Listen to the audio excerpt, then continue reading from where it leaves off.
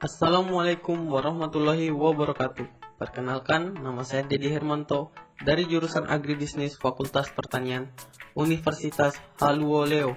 Baiklah, di sini saya akan membahas tentang rencana strategis pembangunan nasional dalam bidang pertanian.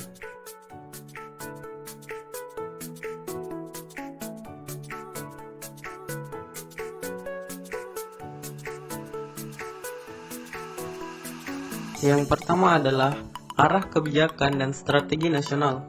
Sasaran pembangunan jangka menengah 2020 sampai 2024 adalah mewujudkan masyarakat Indonesia yang mandiri, maju, adil dan makmur melalui percepatan pembangunan di berbagai bidang. Nah, dengan penekanan terbangunnya struktur perekonomian yang kokoh berlandaskan keunggulan komparatif dan kompetitif di berbagai bidang sektor pertanian dan wilayah, pembangunan nasional ini didukung oleh kekayaan sumber daya alam, sumber daya manusia yang berkualitas, teknologi maju, dan kelembagaan yang terkonsolidasi sehingga mampu menghasilkan produk yang berdaya saing dan berkelanjutan.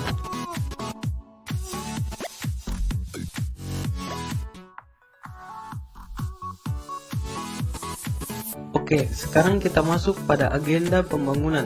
Yang pertama, meningkatkan sumber daya manusia yang berkualitas dan berdaya saing. Dan yang kedua adalah revolusi mental dan pembangunan kebudayaan. Pengembangan budaya literasi, inovasi dan kreativitas bagi terwujudnya masyarakat yang berpengetahuan dilakukan melalui peningkatan budaya literasi, pembangunan budaya iptek, inovasi, kreativitas, dan daya cipta dilakukan dengan peningkatan budaya riset sejak usia dini dan pengembangan budaya produksi dan kreativitas berbasis inovasi. Dan yang ketiga, memperkuat infrastruktur untuk mendukung pembangunan ekonomi dan pelayanan dasar.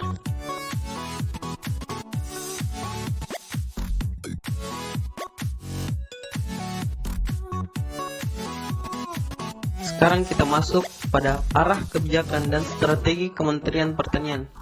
Kebijakan pembangunan pertanian dan pangan pada periode 2020 sampai 2024 merupakan kelanjutan dari periode sebelumnya dengan menitik beratkan pada pembangunan pertanian maju, pertanian industri, dari sistem pertanian tradisional menuju sistem pertanian modern sesuai dengan arahan Presiden agar melakukan transformasi ekonomi berdasarkan RPJMN tahun 2020 sampai 2024. Sektor pertanian diberikan mandat pada agenda pembangunan memperkuat ketahanan ekonomi untuk pertumbuhan yang berkualitas dan berkeadilan sebagai penerjemah visi terwujudnya Indonesia maju yang berdaulat, mandiri, dan berkepribadian berlandaskan gotong royong.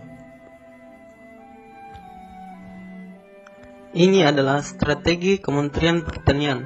Yang pertama adalah strategi untuk menjaga ketahanan pangan nasional.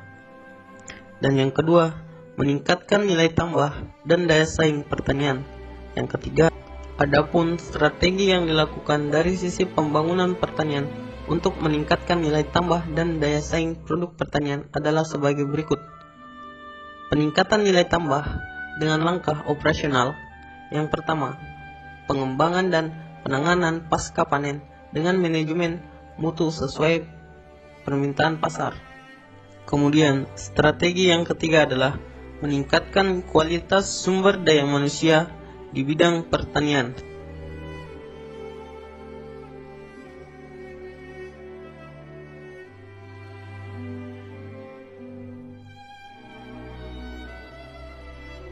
Oke, baiklah, sekarang kita masuk pada pengutamaan dan proyek prioritas pertanian.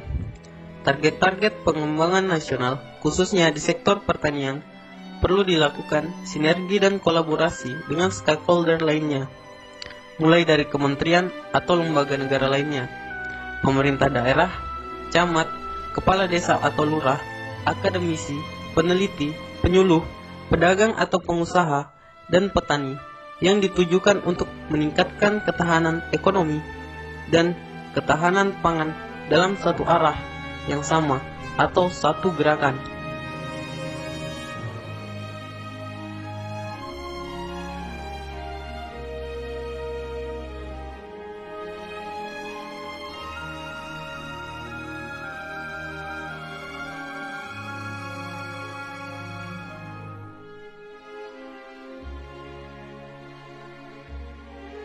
Adapun pengutamaan dan proyek prioritas sektor pertanian adalah sebagai berikut. Yang pertama, koperasi petani, dan yang kedua adalah kolaborasi dan koordinasi strategi pembangunan pertanian dalam satu komando, dan yang ketiga adalah pertanian keluarga. Oke, baiklah, sekarang kita masuk pada program Kementerian Pertanian. Program yang pertama adalah pengawasan dan peningkatan akuntabilitas aparatur Kementerian Pertanian. Dan yang kedua, peningkatan produksi, produktivitas, dan mutu hasil tanaman pangan. Yang ketiga, peningkatan produksi dan nilai tambah hortikultura. Adapun sasaran dari program tersebut adalah yang pertama, meningkatkan akuntabilitas pengolahan keuangan Kementerian Pertanian. Yang kedua, meningkatkan ketersediaan pangan strategis tanaman pangan. Dan yang ketiga, pemenuhan kebutuhan komoditas strategis hortikultura.